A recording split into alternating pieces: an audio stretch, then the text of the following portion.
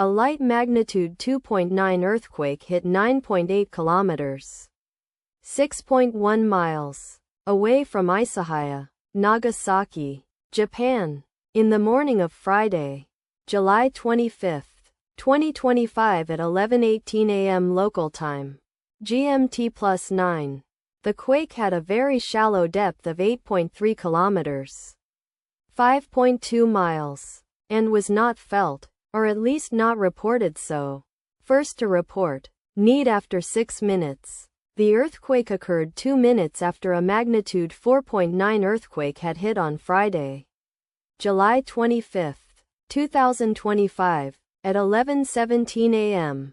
GMT+9 local time, in 15.6 kilometers, 10 miles, distance to the southwest. Data source from Volcano Discovery.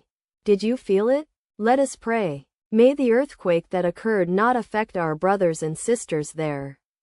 May the earthquake not happen again. And may God protect everyone. Amen.